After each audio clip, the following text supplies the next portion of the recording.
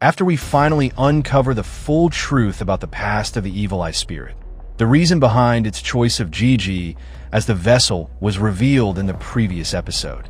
In this chapter, we will witness a 1v1 matchup between Okarun and the Evil Eye Spirit, where Okarun successfully injures Gigi's yokai. So make sure to watch this video until the end. Hi, this is Anime Clickbait, and if you're new here, please follow and subscribe. By the way, I upload earlier on YouTube, so make sure to check it out. We will discuss chapters 42 to 45 of Dandadan, or Season 2, Episode 3. So what are we waiting for? Let's go. As the chapter begins, you can see the two characters exchanging attacks. However, because Gigi is the perfect vessel, as Granny said, the Evil Eye Spirit dominates in terms of power strength. The Evil Eye Spirit manages to knock Okarun away. At this point, Okarun decides to take Momo and escape from the rampaging yokai. The Evil Eye Spirit speaks to Okarun and asks why he protects humans, even though it is a yokai, a creature that should be hated by humans. We cannot blame the Evil Eye Spirit for its behavior due to its traumatic past. Okarun responds, saying that he won't forgive the Evil Eye Spirit for what it did to them. But for now, he must escape to protect Momo. Momo thanks Okarun for saving her. Okarun then explains that they're in a dangerous situation, where it's very hard to reach the exit, and the Evil Eye Spirit is still rampaging. While running, Momo notices a small crack in the wall, with flowers releasing fragments into the air. Okarun quickly identifies this as the same scent as the Mongolian death worm, or the Great Serpent, known for its electric shock attacks and venomous spitting to paralyze its victims. Momo guesses that the Great Serpent is hiding underground, planning to use its venom to paralyze them. Okarun says they need to escape quickly to avoid exposure to the poison. However, the attack from the Great Serpent has made it even harder for them to climb up, as many houses have been destroyed. Momo asks Okarun about the monster's weakness, and he replies that its weakness is sunlight because the Great Serpent cannot withstand the ultraviolet rays produced by the sun. But the big question is how they'll get the monster out of its lair and expose it to the sun's rays. Another problem is how they will get Gigi out of the control of the Evil Eye Spirit. Suddenly, Okarun comes up with a plan. He decides to let Momo escape first, but Momo disagrees. She can't leave behind Gigi, Granny, and Okarun in the Great Serpent's lair. Okarun's plan seems selfish to Momo, but he insists that there's no time left. If Momo successfully makes it out, she should quickly find a rope to help them climb. Momo is worried about how they'll rescue Gigi, but Okarun assures her that he will take care of Gigi and rescue him. Momo finally agrees to the escape plan and promises to save everyone. They find a sofa for Momo to sit on, and Okarun uses his strong legs like a spring to throw Momo upward.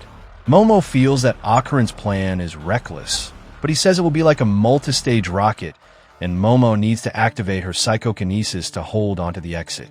Okarun counts down, and even though Momo isn't ready, he kicks her upward with all his strength. Momo successfully uses her power to grip the floor of the house, and thankfully, she manages to climb to the top. Okarun is happy to see the plan succeed, but suddenly he hears the Evil Eye Spirit say, "I see you," and realizes it is the Evil Eye Spirit speaking. The Evil Eye Spirit tells Okarun that he should be happy because it will be the first to take him down. Okarun replies, saying, "I told you I won't let you get away with what you've done to us, especially hurting Momo." In the next scene, Momo searches for a rope to save the others. She uses curtains and ties them together to make a rope, but because the hole is too deep, the rope isn't long enough to reach Okarun. Frustrated, she thinks of another plan and suddenly remembers the past with Gigi, which involves suicide. She hurriedly looks for her phone to call for help, but she can't find it. While searching, she steps on some magazines, and coincidentally, the stove catches fire. Momo gets the idea to burn the house down so she can be seen by rescuers. She hopes the fire will make it easier for people to find them and call the fire department. Fortunately, people start to notice Momo, and this becomes their chance for rescue. Back to Okarun and Gigi, We see the destruction of several houses as a result of their battle with the Evil Eye Spirit. The Evil Eye Spirit creates balls and uses them offensively to hit Okarun from a distance, but Okarun's quick reflexes allow him to dodge them. After avoiding an attack, the Evil Eye Spirit reappears and tries to punch Okarun, but he ducks just in time, and the punch hits the wall. Okarun finds an opportunity to counterattack and kicks the yokai, but the Evil Eye Spirit defends with its elbow. Then the Evil Eye Spirit uses the ball to hit Okarun's face, succeeding in its attempt. But the fight doesn't end there. The yokai uses its left hand to punch Okarun downward, causing him to fall to the ground. As seen in this panel, the Evil Eye Spirit is berserk and prepares to punch Okarun again. Fortunately, Okarun quickly gets back up and moves away. Okarun's exhausted and has minor damage from the Evil Eye Spirit's attacks. You can see it on his face. The Evil Eye Spirit speaks, saying it's getting irritated by Okarun's constant evasion, but it doesn't mind because it wants to use Gigi's body to its full potential. While the Evil Eye Spirit speaks, it suddenly bleeds from its nose, realizing that the poison from the Great Serpent is affecting Gigi's body. This triggers the Evil Eye Spirit to attack immediately and defeat Okarun as soon as possible, trapping him inside a cursed house. The yokai tells Okarun that he won't escape, but Okarun is determined to fight back. The Evil Eye Spirit corners Okarun, and the yokai launches multiple attacks that almost end his life. The yokai says it will target Momo next. Upon hearing this, Okarun grabs the yokai's face and tells it to stop. He expresses his anger at how the Evil Eye Spirit has caused so many problems, from hurting Momo to taking over Gigi's body. Okarun screams at the Evil Eye Spirit to return his friend. He then crouches down, gathers his strength, and delivers a powerful uppercut to the Evil Eye Spirit with both fists. He repeats this move until the barrier created by the Evil Eye Spirit shatters. The yokai loses consciousness, and Okarun says this is the price the Evil Eye Spirit must pay for all the trouble it caused. As you can see, Okarun is exhausted from using his powers for so long. He falls back into his human form and collapses. He manages to speak one last time, asking, "Help me, Miss Ice." If you observe closely, you'll see Okarun and Gigi lying on the floor. Even though Okarun was exhausted from their battle with the Evil Eye Spirit, he still tried to get up. He insisted on pushing himself because there was no time to waste. Okarun added that Momo was waiting for him upstairs, so he needed to get up quickly to reach the exit and be seen by Momo. At this point, Okarun dragged Gigi's body, and we also see Granny, who is stuck in some slimy substance. Granny was getting anxious, probably because no one could see her now. If they didn't, she would be stuck in a lair of the Great Serpent forever. So, she screamed for help as loudly as she could. Thankfully, Okarun heard her. He thought Momo was with Granny, and when he threw her upwards, Granny's face lit up with joy when she realized Okarun was there to save her. She urged Okarun to hurry.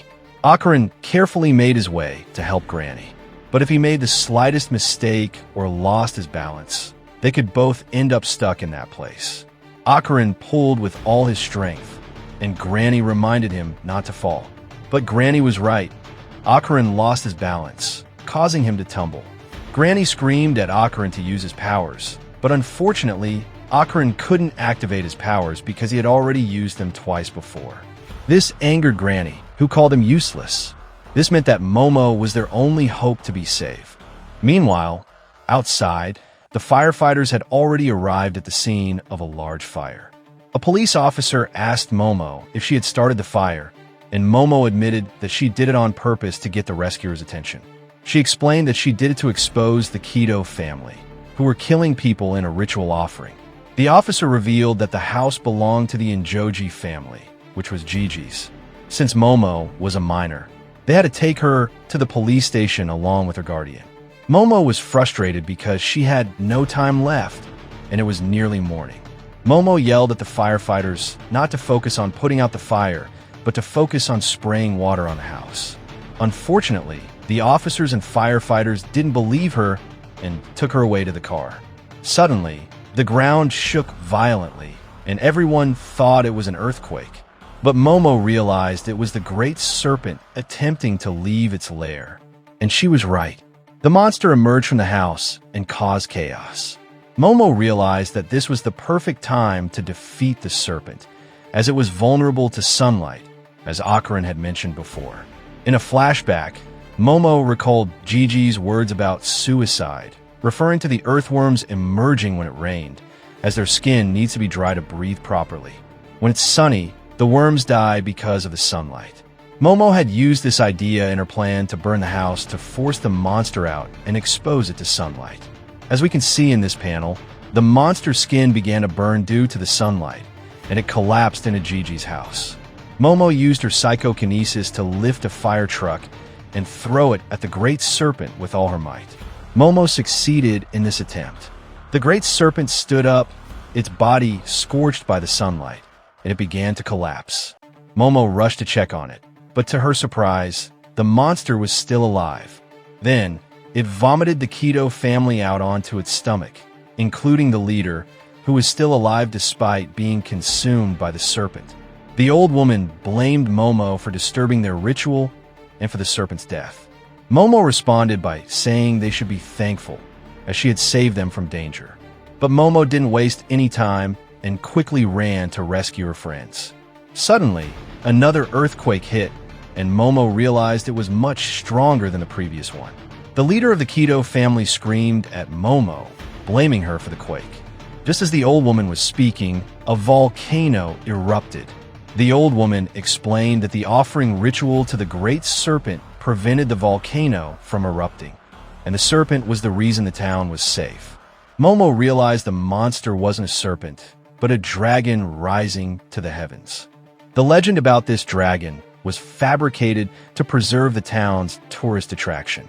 People believed that human sacrifices were necessary to keep the dragon, or the volcano, from erupting. Momo lifted the monster's body and declared that she would find a way to help the town. Unfortunately, the Keto family didn't agree with her plan and chased after her.